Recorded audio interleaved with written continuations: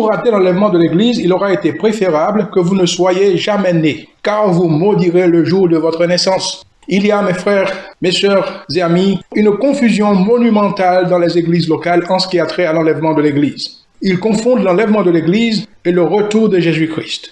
Mes frères et sœurs et amis, l'enlèvement de l'Église n'est pas le retour de Jésus. Lors de l'enlèvement de l'Église, Jésus apparaîtra dans la nuée, alors que dans le retour de Jésus, dans la seconde venue, il reviendra sur terre à Jérusalem. Dans l'enlèvement de l'Église, Jésus vient pour chercher l'Église et l'emmener au ciel. Dans la seconde venue, il viendra avec l'Église en compagnie de l'Église. Rappelez-vous que l'Église aura été déjà enlevée lors de l'enlèvement de l'Église. L'enlèvement de l'Église marque le début de la grande tribulation. La seconde venue met fin à la grande tribulation. Après l'enlèvement de l'Église, ils apparaîtront l'Antichrist et le faux prophète. Après la seconde venue, l'Antichrist et le faux prophète seront jetés vivants dans les temps de feu.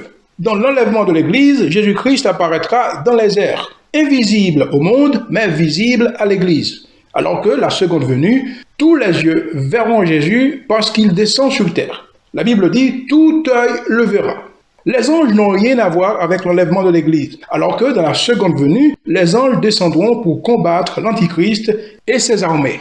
Dans l'enlèvement de l'Église, Jésus reviendra pour l'épouse, qui est l'Église. Dans la seconde venue, Jésus reviendra avec son épouse, l'Église. Dans l'enlèvement de l'Église, les morts en Christ ressusciteront, alors que dans la seconde venue, ceux qui auront été assassinés par l'Antichrist à cause de leur foi seront ressuscités. Parmi eux se trouvent aussi les 144 000 Juifs. L'enlèvement de l'Église marque le début de la colère de Dieu contre le monde. La seconde venue marque le début du royaume de Dieu sur terre lorsque Jésus reviendra pour gouverner le monde pendant 1000 ans. Lors de l'enlèvement de l'Église, seuls ceux qui montent verront Jésus, alors que dans la seconde venue, tous ceux qui seront restés sur la terre le verront descendre. Tout œil le verra. Maintenant, je suis sûr que vous avez compris la différence entre l'enlèvement de l'Église et le retour de Jésus. Alors, aux chrétiens qui disent attendre la seconde venue, je leur dis, bonne tribulation, heureuse tribulation, car la seconde venue aura lieu après la tribulation, qui concerne Israël et les nations. L'enlèvement est exclusivement pour l'Église. Est-ce que vous avez compris? L'enlèvement n'est pas prophétisé en détail dans l'Ancien Testament. L'enlèvement est une typologie dans l'Ancien Testament, mais une doctrine dans le Nouveau Testament. En revanche, la seconde venue est un enseignement allant de l'Ancien Testament jusqu'au Nouveau Testament. Par ailleurs, à l'instant où l'enlèvement de l'Église se produit, des millions de personnes qui se disent maintenant chrétiennes et qui fréquentent presque régulièrement des églises locales évangéliques se lamenteront amèrement parce qu'ils sauront ce qui s'est passé et ce qui va se passer. Ils n'auront pas la force de l'endurer et la plupart d'entre eux penseront même à se suicider. La plupart des gens dans les églises locales ont une perception fausse.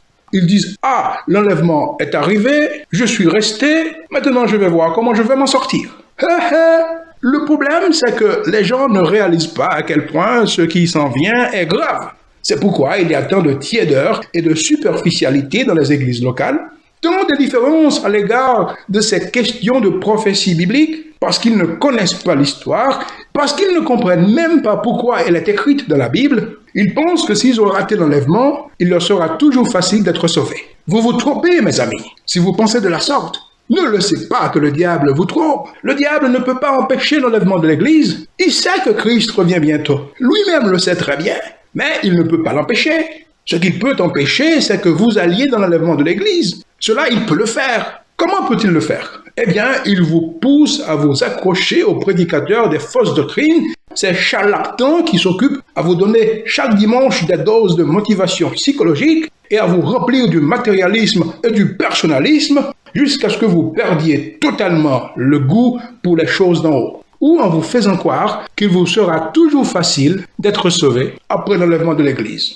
Quand un témoin de Jéhovah vient vers vous, il vous donne le vertige parce que vous ne connaissez pas la Bible. Maintenant, que ferez-vous lorsque l'Antichrist et ses hommes commenceront à gouverner le monde? Si vous ne pouvez pas affronter un témoin de Jéhovah, comment allez-vous affronter les agents de l'Antichrist? Si vous êtes restés, mes frères, mes sœurs, vous maudirez même le jour de votre naissance. Certains disent que s'ils ont raté l'enlèvement de l'Église, ils jeûneront ou ils prieront. Alors pourquoi ne jeûnez-vous pas et ne priez-vous pas maintenant? Le problème est que dans les églises locales, ils ne sont pas informés de la gravité de ce qui les attend. Le temps s'approche, le Christ vient, les pas du Messie s'entendent au loin. Il vient pour son Église, une Église sans tache ni ride, une Église glorieuse, une Église qu'il attendait, qui le désirait, qui l'aimait, qui se préparait à rencontrer son époux, une Église qui a son trésor dans le ciel et non pas sur la terre, une Église qui a le Saint-Esprit comme bague de fiançailles, comme garant de son appartenance à son époux, une Église qui sait que son époux ne lui a pas menti. Encore un peu de temps. Celui qui doit venir viendra, et il ne tardera pas. Il viendra bientôt pour son épouse. Il ne laissera pas que le diable la viole. Alors réjouissons-nous et soyons-nous dans l'allégresse, et donnons-lui gloire, car les noces de l'agneau sont venues, et son épouse s'est préparée. Maranatha.